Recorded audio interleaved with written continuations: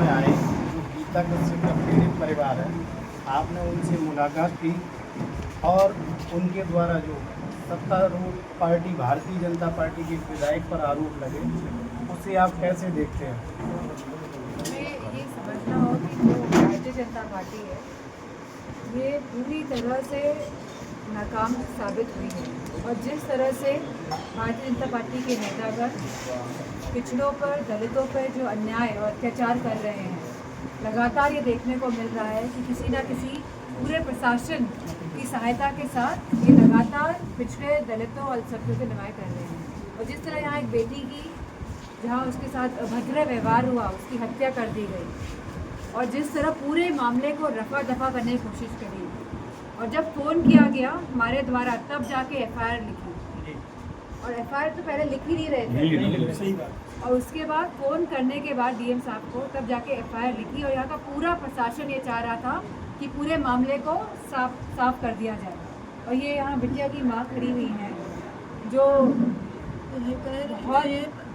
बहुत मामला शांत कर अब पोस्टमार्टम तक नहीं कराना चाह रहे थे और तशरीह की पूरी प्लानिंग कर दी गई थी।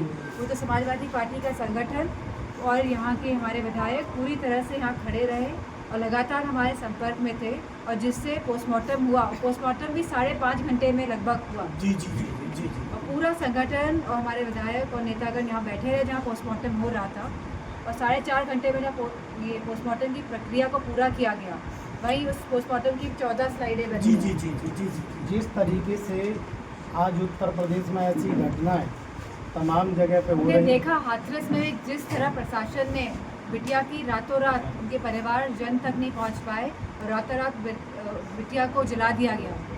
जो सम्मान मिलना चाहिए था मरने के बाद, वो सम्मान तक ये सरकार नहीं दे पा रही है। ये क्या रक्षा करेंगे बेटियों की, क्या रक्षा करेंगे दलितों की, पिछड़ों की?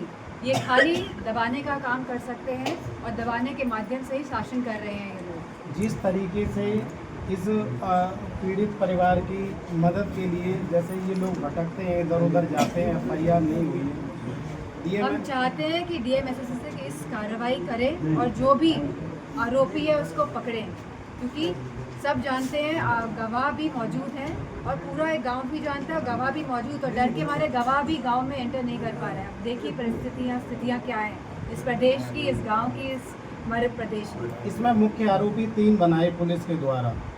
अभी तक एक आरोपी जो है वो हाजिर हुआ है। 2 आरोपियों को अभी भी पुलिस जो है छोड़ के रखी हुई है, न तो उन्हें पकड़ने की कोशिश कर रही है। अब वो क्यों नहीं कर रही है ये तो नहीं पता, क्योंकि जो बिटिया है वो कश्यप समाज की है।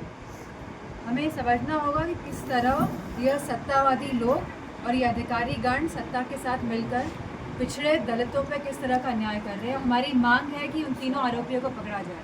अंत में एक सवाल है, समाजवादी पार्टी का पूर्व में एक डेलीगेशन आया था यहाँ पर, उस डेलीगेशन के द्वारा समाजवादी पार्टी को जो रिपोर्ट दी गई उसमें समाजवादी पार्टी इस पीड़ित परिवार की मदद कैसे कर रही है और कहाँ तक उस मदद पहुँची है?